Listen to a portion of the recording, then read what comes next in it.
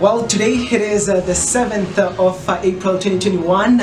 I think it is a day where people should mark it on their calendar because we have a legendary local boxer, Baba Ditau Molefyane, who is joining us on the 3rd ever episode of the Sports Shed. And as always, I'm always not alone. I'm always with the beautiful Buitumelo Mudutwana, and I go by the name of Uwanda Mfokakane. So it is a pleasure today. Ubaba Ditau Talage Mfunake Buba Nengoko with regards to this interview, and I'm happy ukuthi namhlanje iyayenzeka sakubingelela sikwamukele kuyona ke uhlelo iSports Chat. Sanibonani nonke abantu basetembisa and my fellow guys next to me, and I feel really privileged to be invited by you, and I really feel at home. We also do feel quite honored because we are in the presence of the legend. So it is quite a privilege to us. I like want to say thank you very much. Your support is much appreciated. Keep those likes coming, keep those sharing in this channel of ours. We truly appreciate your support. Yeah. Yeah, and as I say that Babu Ditau is here, I know that a lot of people had questions with regards, especially with the latest incident. So we can see a little bit later on in the show. I know that we will be talking about your life, your journey, especially good boxing. I know that you played football. What made you change or transition from football to boxing? But the camera, Diarora, the lion, no, Lekama lady, all I'll say is that it has something to do with my first name. I was named after my grandfather, Ditau. It's a name coming from the Molefyane clan, the Machila clan. So I kept hold on the name as well. And while I was in the ring, I was doing well, and there was one guy. There was a place called Ehlanzeni. Yeah. It used to, we used to have a community hall there. So one of the guys, I don't know, was a Zulu guy. He used to call me Diarora. Yeah. Then it became part of me. Yeah. So it became my nickname, and I think it did well for me because when I went to there, I felt like I was roaring. You're a lion. Taking it from way back, how was it like, as well, you were still young as a child, growing up in Tembisa during the apartheid era? It wasn't easy, but being ambitious and having goals, I had to focus on what I wanted to be. During those times, I used to run, jogging in the morning. You could see what we used to call them hippos. Yes. Yeah, and very funny about life when you are in sport. These guys who were driving these hippos normally were white people, soldiers. Yes. They used to take care of me. Very funny about life. During apartheid, but they made sure nothing happens to me, even when I'm running on the road. Everything, I think. It was time for apartheid, but they were human beings as well. Yes. If you're doing something positive, they felt like they could be part of you. So it was very touching in a way that even if they were white, I was black, just because they saw me joking, said, no, this guy has got a dream, so we need to protect him. It was something very sweet. Yeah, I know that times are different when you compare apartheid and now. What would you say is the difference between your generation and our generation currently? With you guys, it's very hard. It's very hard. During our time, we used to have support, links, one or another. We had links, and it's like in anything you do, the community was behind you. Being a kid at my time, if I don't go to school during the day, if I was like 9 years old, on the street during school time, anyone as an elder will call me and say, hey, why we're not at school? Today is different. You see kids all over the road during school hours and all that, and you can't even say anything to that kid. So because they will tell you that they have a right. We have a right. With you guys, it's more difficult than us. People used to take care of us, like me, as I've said. You know? Yeah. Like Wanda hinted earlier on that you used to play football, but you were so determined to become a boxer. What kept you, captivated, to boxing? Yeah, very few kids who never played ball, soccer around the streets. It's like Panyaza Lesufi. He never played soccer, that guy. Yeah. Every kid in the township must play soccer. Yeah, it was common. Yeah, it was common. So.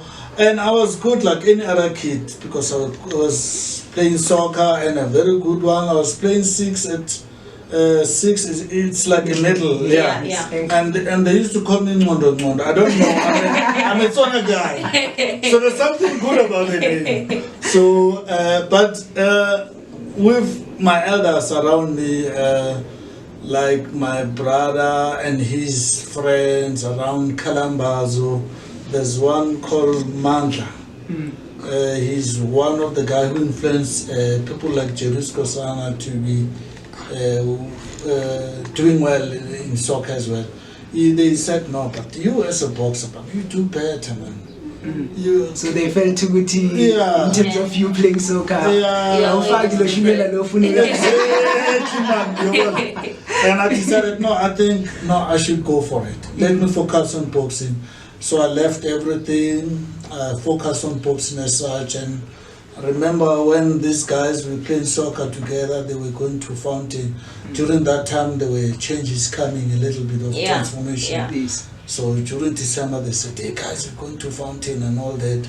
I was listening, but I was not part of it because I was not in soccer, I was in boxing. So I had to be disciplined. When they were going to Fountain, I had to jog next to them because I want to reach that dream. I know that you admired Muhammad Ali, and I know that Mongeni boxing, people would always say, I know he's copying Muhammad Ali because he has watched him in boxing. What would you say you picked out from which you now we 70 to your advantage? It's I don't know. What comment can I say about Muhammad Ali? I knew Muhammad Ali when I was already grown as a boxer and all that. I mean, during my time, there were no TV. There was black and white small ones. After all, you couldn't even see what was going on. This is what was in me. I was just a boxer who's an entertainer, but not aware of being an entertainer. I just saw Muhammad Ali when I was around 12, 13 years old. And at that time, I was already well-known amateur boxer, and this is what I was doing. So I said, no, but this guy, I fight like him. So this thing, it was talent, it was a skill from my birth, and fortunately, it was like somebody who's great. I do the same thing he does. So I feel very fortunate to be compared to people like Muhammad Ali. Speaking about talent, your father played. Your father used to taught you actually the basics of boxing. What role did he play in your career, and what lessons you learned from him? Thank you for you to. It's a very good question to ask me that, and I hope some of the people could take from this. When I was young, during our time, a man couldn't take his boy at his back like what we call upepa. Couldn't do that. People were like, hey, are you a woman or what's wrong with you? He used to take me to the gym with me when I was young. And when I get there, I sleep. I'm a kid. I sleep. And they were like, hey man, you coming with this kid here and he's sleeping? Kids must stay at home. What my dad did made me who I am, because I could see my brothers when they box and all that, and even watch TV when I grew up. I learned from that. I said, no, okay, I can do like him, I can do like him. This is what is happening now. I'm playing golf. Not to say what people they are lucky or what. It's what we're supposed to do. Even as we black people, we need to give our time to our kids. Start your kid as young. I could see when I was in America, they took their kids at the track, running track. At the age of 1 or 2, they just walk with him every weekend there. This thing goes to his mind. This kid, when he grows up, he's going to be a great athlete. You see? So this is what my dad did. He was going to the gym with me while others were leaving their kids behind. So what happened? All of a sudden, I make him achieve his dream to be in a flight. Because when we went to England, I was with my father in a flight. You know, when I was young, I used to say to my father, I used to stay at Muriting. Yes. I mean, a flight is like, you can see it, it's so big, you know. Yeah. So I used to tell my dad, one day, Dad will go in with this. He said, no, you are dreaming, my son. I said, yes, I'm dreaming. And one day when we get into a flight together, I said, Dad, you remember? Yeah, we're at the airport. We remember, now we are in the flight. So all I'm saying is that I wanted to do well so that to impress him. But at the end of the day, I was the one who came.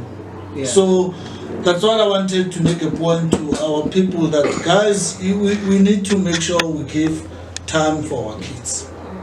We used to eat what we call malibisi, which is brown bread and milk. We are not eating quarter like you guys. So this quarter is not healthy. So these kids don't focus because they don't eat the right food.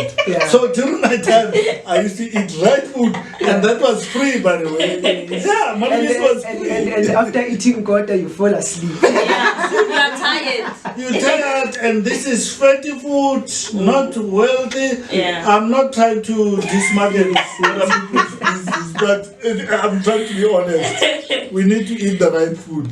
So these guys don't eat the right food, and they don't have the focus. It's not as good as ours during our time. They don't focus. When you talk to them, they'll always look the other side. You don't know what's wrong, but I know it's because of not eating the right food. It's during your days when you were still a boxer. I know that you had around 147 amateur fights before turning professional. Yes. What would you say is a secret to become the greatest boxer? I'll just say generally, in anything you want to be, nothing is impossible. Very true. I know it comes from me because I saw it happens to me. You know, nothing is impossible. Even when I end up in a world champion, it was so awkward and difficult just because I had that inspiration in me that I wanted to be world champion. I did make it. Nothing is impossible. You just focus and be disciplined. You know, our people, we just short of focus. You know, even when they drive having a cell phone. I mean, it's out. You know, in everything you do, you need to focus. You know, that's it. There's so much wisdom that you are sharing with us, and we truly appreciate it. So mostly we have so many issues in our country. From you as an elder, as a father, what do you think could be a real issue why we have so many kids that are abandoned by their father in this time and age? There are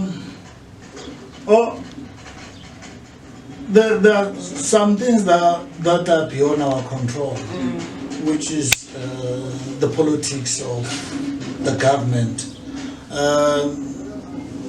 We have a good government, but it's not perfect. With all its loopholes and shortcomings, I think that contributes towards our kids not doing well, because there are some of the things are not going accordingly, and I cannot blame them. We as South Africans, as a whole, I think we contribute in one way or another. As I was talking about, we as parents, we need to focus on our kids. I mean, government can't do that. The parents must contribute. you can rather have problems with, let's say, you need a building whereby it's a swimming, like swimming. Swimming, you need a swimming pool. So we don't have a swimming pool in the whole Tembisa. Can you believe that? It's embarrassing. Yeah. You see, just a swimming pool, not one. Not even a private one. I don't know if anyone has got a swimming pool around Tembisa. Yeah, there's actually a swimming pool at Ebuhleni, but I'm not sure if it's still operating because, us as black people, we need facilities. You see, that's one other thing that we need to work on. We shouldn't blame government. Those are people like us. Yes. They do mistakes as well. So theirs are too much. Yeah,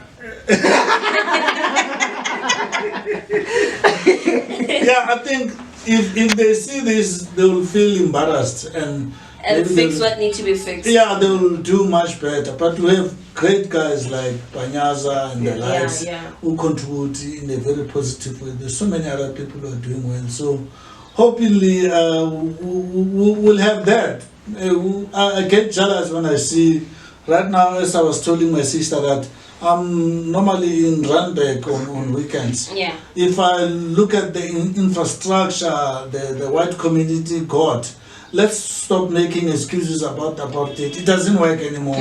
We need to do the difference, us as black people, and contribute towards our communities. You know, even if I stay in Pretoria, but I'm still part of Tembisa. I need to contribute in Tembisa. I can't stay when somebody is in parliament, he stays at the estate, but he's not doing anything for his where he grew up. So it's not an excuse. You still want to be part of that. I don't know where Panyaza stays, but he's still part of the township. There's one guy, they call him Paul Sehlukhelo. He's assistant, like personal assistance to Enjim Tsehwa.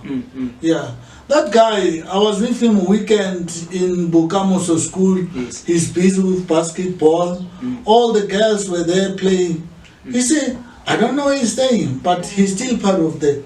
I mean, people like them, they're there and all that, but you can't see him as somebody who's up there. He's still part of the community. This is what we need. Fine. According to myself, I will say I'm there. I'm staying where. But listen, I can still be part of where I'm coming from. I can still be part of where I'm coming from. As I've said, people like Panyaza were younger than me. I did well, I contributed to his life. He told me I contributed to his life.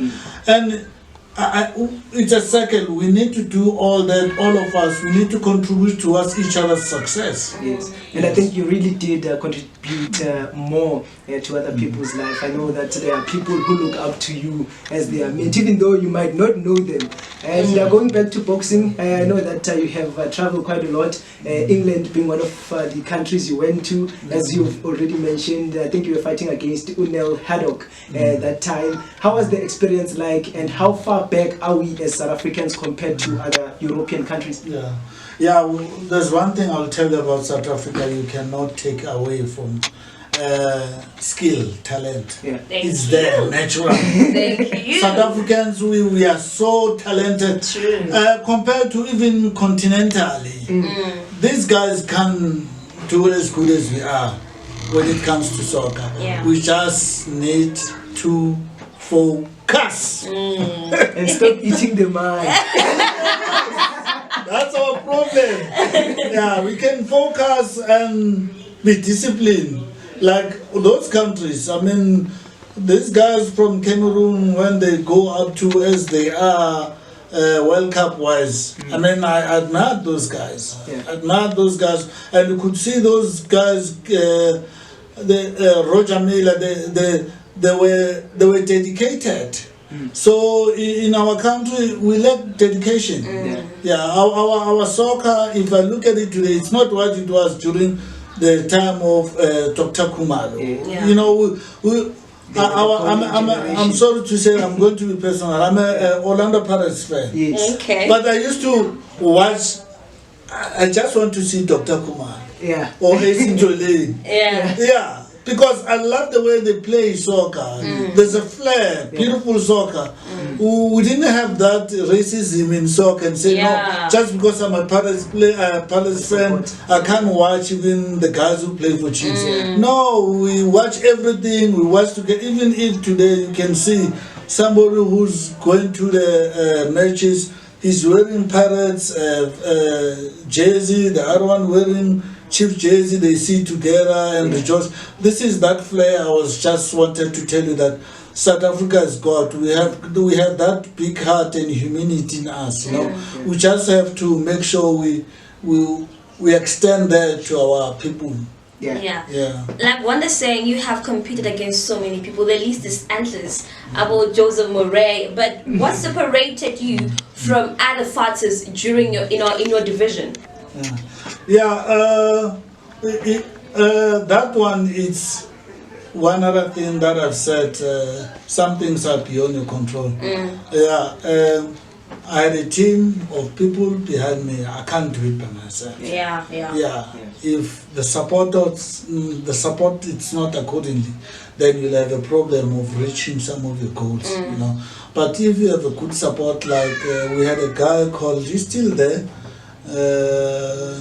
He's in what, a Jewish guy, Beman, you know him, the promoter. Okay.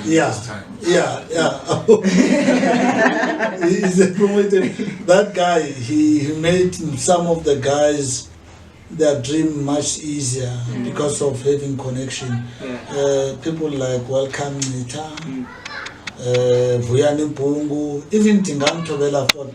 I'm the only one who never had a chance to fight under him.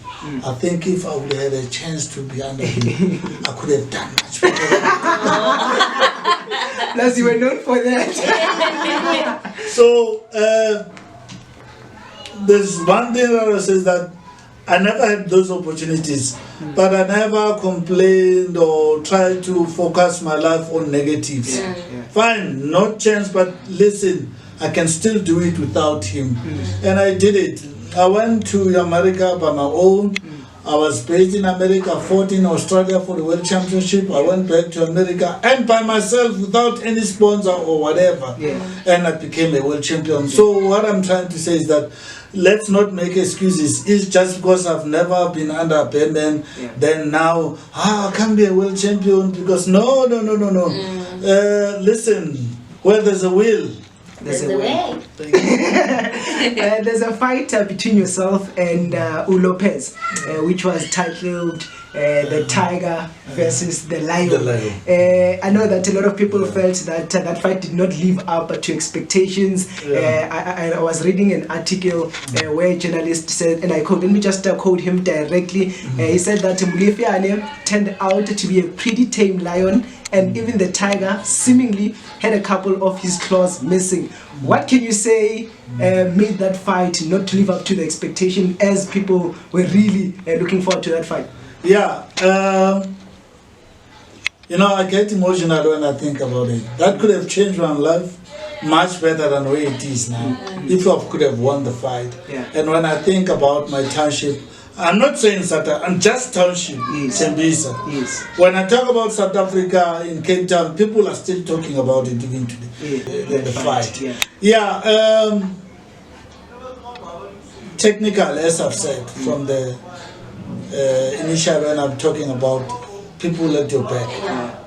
If it's not accordingly, it really affects you. It's like our boys going to play soccer in Egypt and find out they are in a shabby hotel and all that. You don't focus completely. It affects you mentally. Exactly. In any sport or even in politics, you need to have that kind of support, the environment that gives you energy to do what you want to do.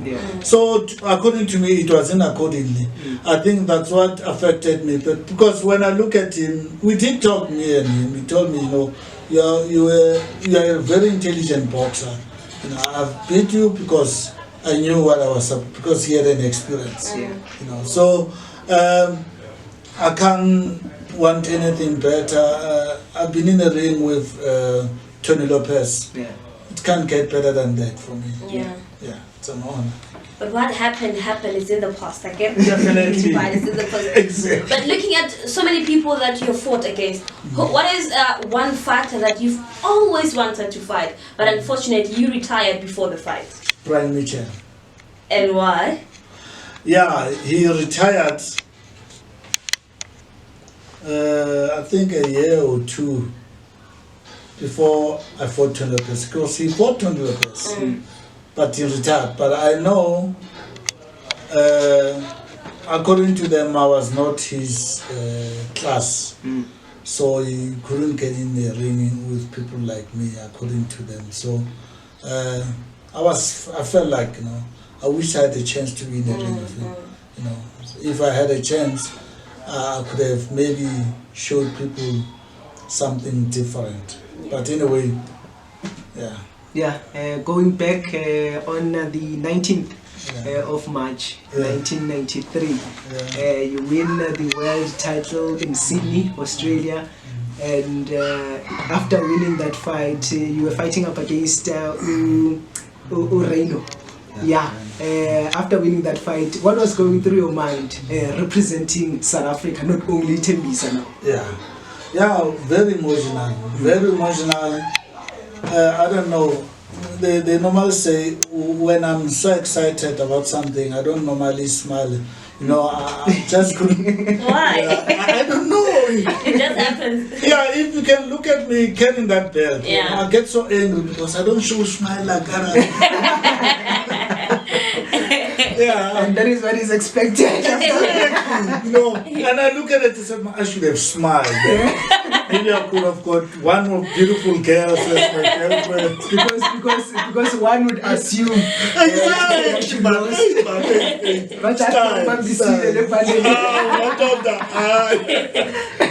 But it's without words, my brother, I was really grateful because I knew that's all I wanted. I wanted to be a world champion. Whoever says whatever organization, that's his problem. For me, it means everything to me.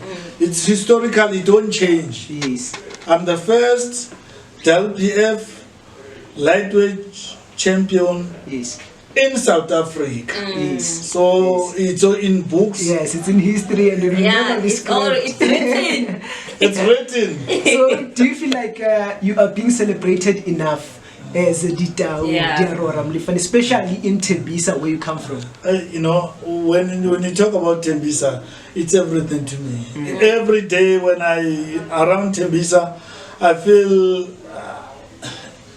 I've been celebrated as I speak right now, sitting here. The place belongs to someone I know, and then I've been brought up by his father. It's part of the celebration. I feel like I'm at home. I can even sleep here. Yeah. So that shows how much I am feeling about Tembisa. Let me tell you right now, the food I had in the morning is through Tembisa. I've got businesses in Tembisa. Okay. You know, I've got properties in Tembisa. I always had business in this township. After my boxing career, I went into business and I was supported. I was in taxi business during those times, before they start doing all these things. And then even today, all property business, I've got a great respect from Tembisa community. They're taking care of whatever I have. So I can't ask anything better. Really, I feel really been a fortunate guy in this township.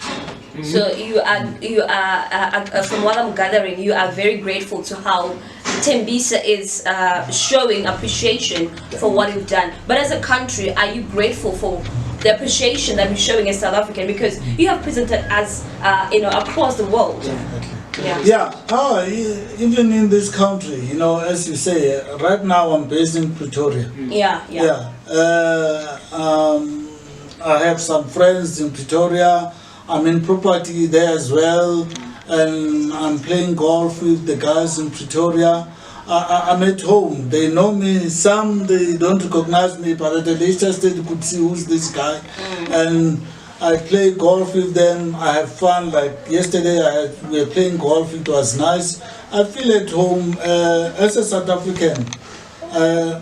Really, I don't think I'll complain. You know, if anything happens to me, I would have lived my life to the fullest. Yeah.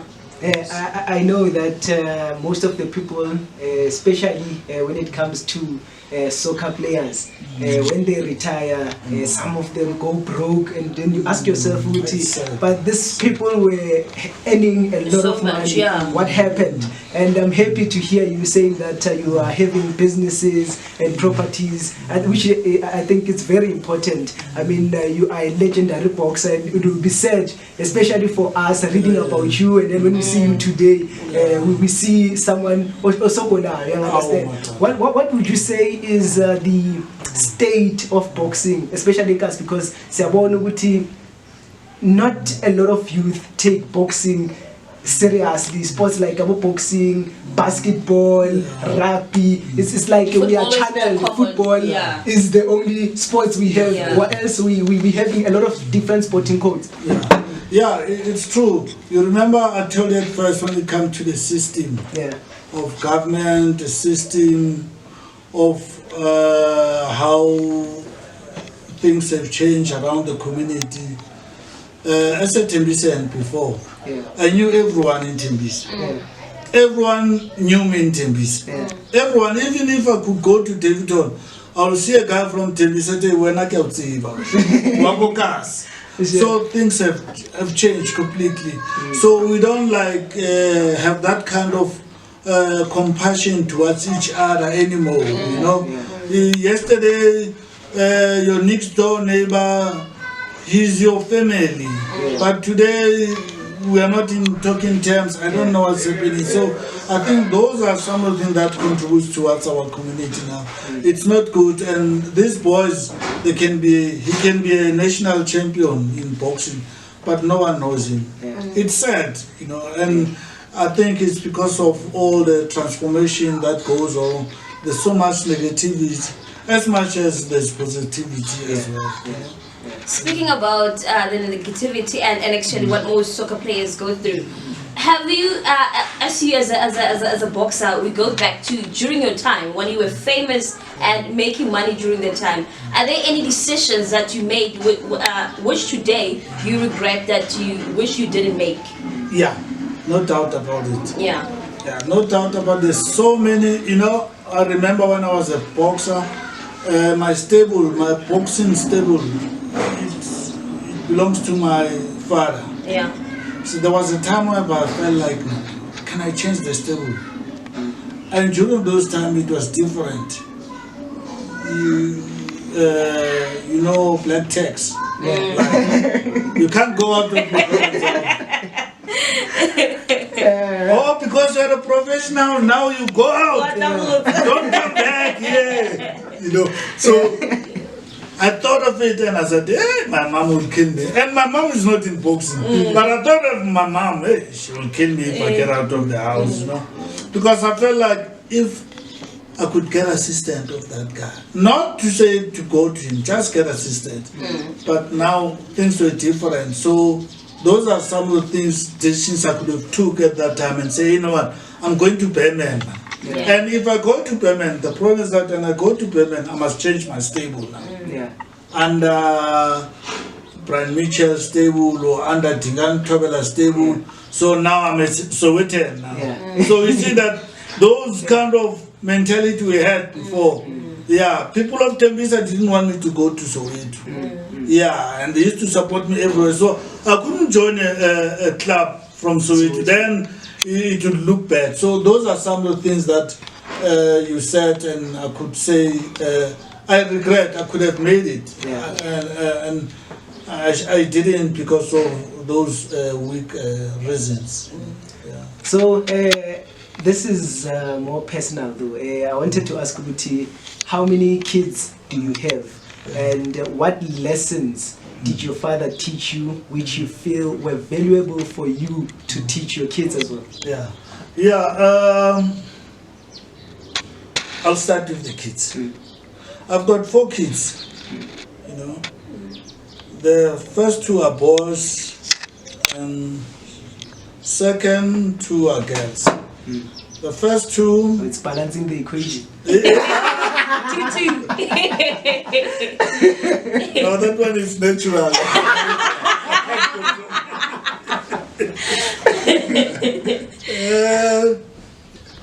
The first one I had while I was still in high school. I was still a young boy. So now me and the mom couldn't stay together because when you're young, you don't know what you're doing. You end up having a kid. And then the second one, the mother, we grew up together. We end up having a relationship. And then the third one was a marriage. Yeah, it was a marriage, and it was a good marriage. I enjoyed my marriage. We ended up divorcing, me and my wife, ex-wife. I had a good marriage. You know, these guys who are saying when they're supposed to divorce with their so-called better half, and then the next thing they start killing kids and doing foolish things that you cannot change. I said, no, my ex, you can have love, I'll have my life. So I had my life. Then the next thing, the 4th kid, which is a daughter again, I had with someone who we call retained soldier. She was married, she came back from marriage, and I was a retained soldier as well. So, we had affair when we were young, and then we said, man, hey, let's just have a kid and enjoy.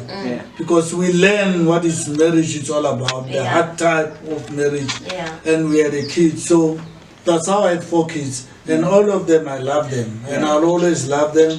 And I was one guy who's never been shy to say I've got 4 kids with 4 different women, and I love my kids, and I see my kids every day. Big up to you. Definitely, no matter what. And just to wrap up, I know that there was a story that broke a few weeks ago. It was written at Sowetan that back then, I think it was 1993 to 1994, when we could say that your belt was not really. We don't know what happened in the time. We know the story, what happened that day that Ditau went to fight this Mexican guy, but the belt was not contested for, meaning that the promoter should have bought a belt, because the one that you had, you are the owner. You were not fighting for that belt. So I wanted to go back a little bit in that story as we wrap up, because I know that they said that for you to get that belt, you should get a sponsor that will pay around 12,700 for you to get that belt. I wanted to know, Uti, did you actually get the sponsor that will pay that 12,700, or what happened? I've got sponsor from the guys from Tembisa. The main guy was Mametsha. Mametsha is the chairman. Was a young man in Hospital View who had in very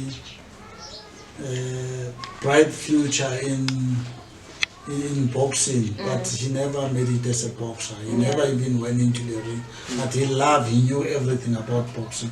So we are very close. He's the guy, he saw that on newspaper and saw it in article talking about my situation concerning the belt. And he said, hey, listen, I'm going to organize my guys and see whether we can able to pay for the belt. As they said on newspaper, they don't sell belts. They sold it to me because they had the story. And the guy who owns the guys who owns the organization, they knew about the story that no, the guy didn't buy the belt from them. So that means that guy took the belt somehow. So now it became exposed, and it's a blessing to me. Okay, fine. So many years without a belt, but at the end of the day, I rejoice more than anything else because I've got a new belt now. Yeah. It's new and more beautiful than that one. I know that that belt was given to you at the OR Tambo, and I remember that day I called you. I was like, "Hey, I wanted to come because I got a brief, but it said 6:30." And when I called you, you were like, "No, we are already here at OR Tambo. You are late." How did it feel holding that belt after 27 years? Very emotional. You know, they say a lion or a tiger doesn't cry, but I was crying. Yeah. Oh, that day you were able to show your emotions. I don't want to cry again, guys. You know, my daughter got a degree in whatever. He took the belt and said, "Dad, you know, I'm celebrating and got a belt. Where's yours?" You know, it's sad when I don't have a belt, and I couldn't want to make excuses to my daughter. Yeah. But she saw that, and on that when I get the belt, and said, "Daddy, why didn't you tell me I'm getting the belt?" I said, "Hey man, my daughter, the belt is at home. You can come and wear it at any time." Now I have it. Yeah, and this is what I'm saying. I feel emotional about this, coming to this place. It's a very beautiful restaurant. Yes. It needs support by tembisans. And then I came with something very special to the owner of the restaurant. I got a belt with me. I wanted to ask, where is the belt? Because But the belt with me. I want to take a picture with the owner of the place. And you guys, I want to celebrate with you. Yes. You know. We celebrate you. Yeah, you know. I know I didn't lock my car. In Tembisa, I don't lock my car. Yeah. Because they know I get it out. They don't touch the car. even if they touch it, they will get knocked out.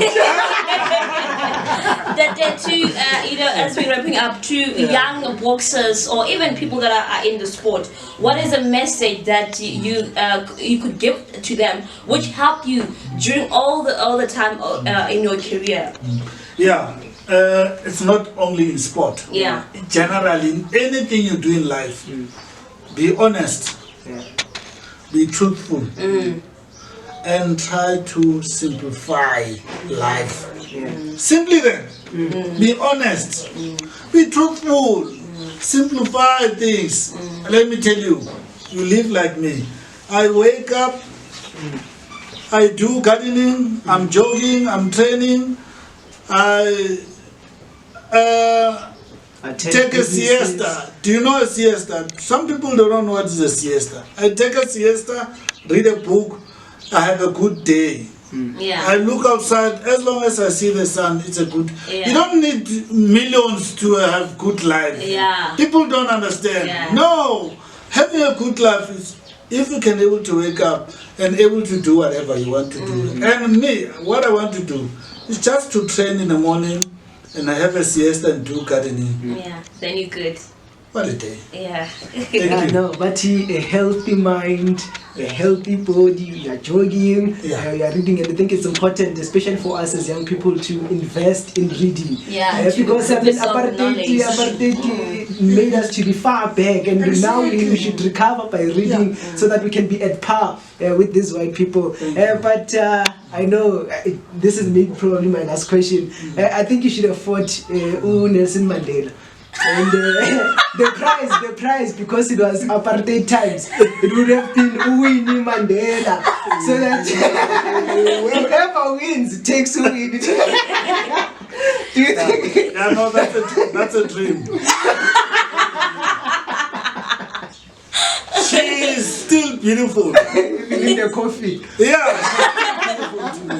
Because when I grew up, I could see she was like a white lady. I was like, you! She's awesome. And I love women. I used to love women when I was young. I still love women. Why should you hate great people? What should you? You know, I don't understand people who say they hate women. Why do you have hatred in you? I still love women. I'm what I am because of a woman. My mom, my sister, my ex-wife, my current fiance, current now. So why should you? I don't understand people who do that. You know, you make your life difficult by saying you hate a woman. Yeah. So it's not on. Yeah. Yeah. Well, may God bless you and thank you very much to everything, to your contribution to South Africa in sports and in general. Yeah. Yeah, I just want to say in closing that we really appreciate your presence. We really appreciate you respecting us in terms of time and you know, you showing up and not saying, you know, and we really want to say shout out to Itina's restaurant and for hosting us. It's really beautiful. It's a very beautiful place, and people should check it out and come and chill and have nice food, because I tasted their food in the morning. It's very dope. So we appreciate your time, we appreciate your presence, and I'm happy that finally you got your belt. What you deserve, yeah. It is. Yeah, thank you very much for your support. Like I said earlier on, keep those comments coming, keep those, you know, share and tell your friends and tell the other friends and to keep watching Sports Show. Thank you very much. Till next time.